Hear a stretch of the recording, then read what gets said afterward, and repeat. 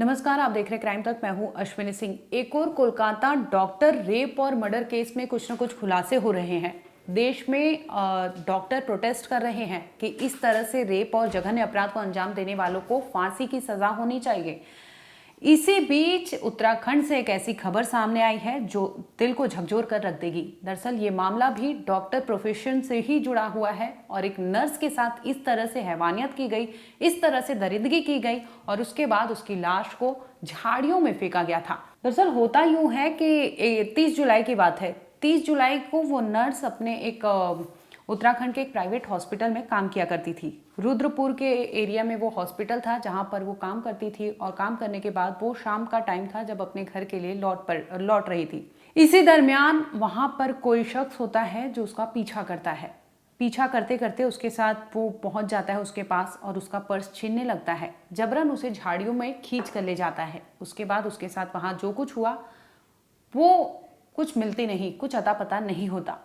अगले दिन 31 जुलाई को जो बहन होती है इस नर्स की, वो पहुंचती है रुद्रपुर कोतवाली पुलिस थाने। वहां पर वो बकायदा कंप्लेन दर्ज करवाती है कि उसकी बहन एक दिन पहले गई थी हॉस्पिटल में फ़ोन किया तो पता चला कि वो अपनी ड्यूटी करके घर वापस लौटने के लिए निकल पड़ी थी, लेकिन वो घर पर नहीं आई थी।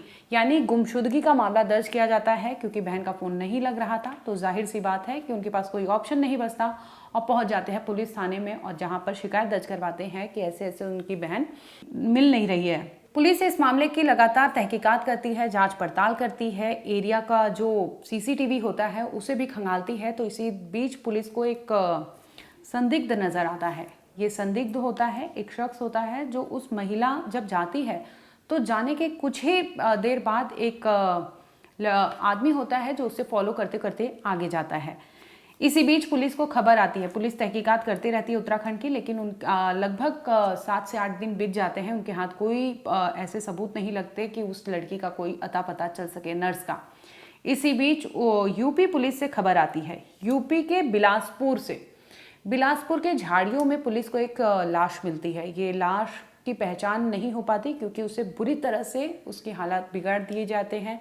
लाश को बुरी तरह से चोटिल किया गया था, सिर पटका गया था, उसके ऊपर से कपड़े भी अस्त व्यस्त थे और देख के पहले ऐसे लग रहा था कि इस लड़की का मर्डर हुआ है।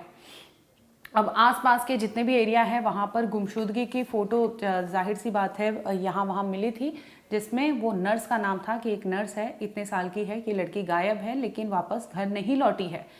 ये जांच चल ही रहा था कि इसी बीच उत्तराखंड पुलिस को भनक लगती है कि यूपी के बिलासपुर में झाड़ियों में एक लाश मिली है। उन्हें पक्का ये लगता है कि हो ना हो ये लड़की जो 31 जुलाई को गुमशुदगी की रिपोर्ट दर्ज की गई है नर्स की, हो ना हो वो उसकी बॉडी हो सकती है। फौरन पुलिस वहां पहुंचती है, देखती है तो जांच पड़ताल की जाती है। उसके बाद पता चलता है कि वो लाश किसी और की नहीं बल्कि उत्तराखंड में काम करने वाली नर्स की है। पुलिस फौरन उसे अपने कस्टडी में लेती है और जांच पड़ताल के लिए दोनों पुलिस सहयोग करते हैं और जांच पड़ताल शुरू कर दी जाती है। अब पुलिस उस सीसीटीवी कैमरे को खंगालने लगता है कि किसी तरह से जो शख्स नजर आ रहा है उसे पकड़ा जाए। स्केच जारी होता है लेकिन फिर भी कोई अता पता नहीं होता। इसी दरमियान पुलिस वहां के मोबाइल नंबर जो होता है उस लोकेलिटी पे उसे खंगालने लगती है, उसे ट्रेस करने लगती है। तो उन्हें पता चलता है कि एक नंबर है जो बरेली के रहने वाले किसी शख्स के नाम पर दर्ज है। पुलिस यूपी के बरेली पहुंचती है लेकिन उस गाँव में कोई नहीं मिलता और पुलिस खाली हाथ लौट जाती है। लेकिन जो महिला का फोन है और वो नंबर मिला था वो लगातार स्विच ऑफ आ रहा था। इसी दरमियान वो राजस्थान में एक्टिव होता है और पुलिस के हाथ कुछ ऐसा लगता है जिसके बाद आरोपी तक पुलिस पहुंच ही जाती है। उसी मंशा से हम चल रहे थे, तो इसी बीच में हमको बहुत अच्छा लीड मिला हाल ही में, जिसमें महिला का फोन चल गया है। उस महिला का फोन राजस्थान में चलने की सूचना मिली और बहुत शातिर अपराधी है, कभी स्विच ऑन करता था, कभी स्विच ऑफ करता था। और इसी दौरान हमको एक व्यक्ति भी दिखा। गहन अध्ययन पर हमको सीसीटीवी में जो महिला जब चल रही थी उसके काफी देर बाद पीछे से एक और व्यक्ति जाता हुआ दिखा। उसको हमने संदेहास्पद नजर से देखना शुरू किया, उसको हमने प्राइम सस्पेक्ट माना, उसकी ट्रेस आउट किया। तो इस प्रकार मैनुअल और टेक्निकल के आधार पर तो हमने आखिरकार उस व्यक्ति को पकड़ लिया। उसका नाम है धर्मेंद्र, मूल रूप से बरेली का रहने वाली है। मजदूरी का काम करता है, दिहाड़ी मजदूरी और लेबर का काम करता है। बेसिकली लकड़ी और बल्ली पंटी का काम करता है। उस समय बिलासपुर के इलाके में लगातार 4-5 दिन काम करता था। ये इस महिला को जानता भी नहीं है, ना पहचानता है, ना पहले से पूछा किया है, कुछ भी नहीं है, कोई जान पहचान नहीं। उस दिन शाम को वो नशा करके बैठा हुआ था रोड साइड वहां पे बिलासपुर में। जब महिला अपने आप जा रही थी तो काफी देर बाद ये भी पीछा करते चला गया, केवल वासना का शिकार होते हुए। उसने ये देखा अकेली रोड पर सुनसान जगह पर डिबडीबा में महिला जा रही है, पीछा करता हुआ गया। उसका जो वासना की मतलब इसमें आकर और लूट करने के इरादे से उस महिला को घसीटते हुए गाड़ियों के पास ले गया। उसने बहुत प्रोटेस्ट किया, महिला ने इसको लात मुक्का सब कुछ मारा।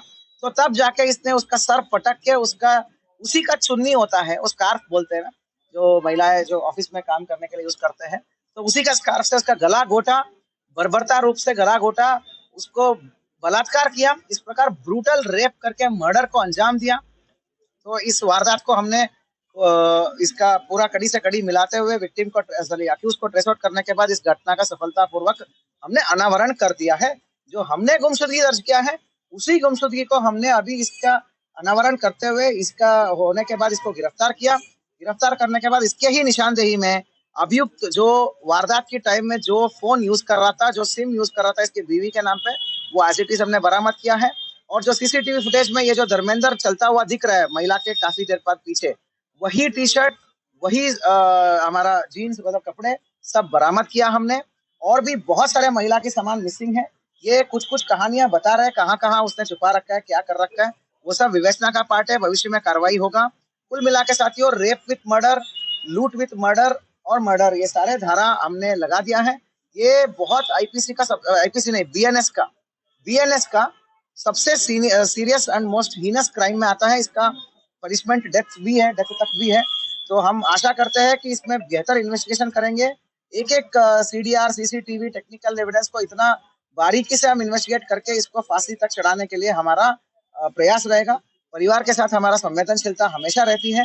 और इस प्रकार हमने घटना का सफलतापूर्वक अनावरण तो किया ही किया, साथ ही हम एज ए होल हम परिवार के संवेदनशीलता हम एक्सप्रेस करते हैं और टीम को क्या बोलते हैं, मनोबल उत्साहवर्धन के लिए इस सफलतापूर्वक अनावरण के लिए 2000 का कैश रिवॉर्ड मिलेगा।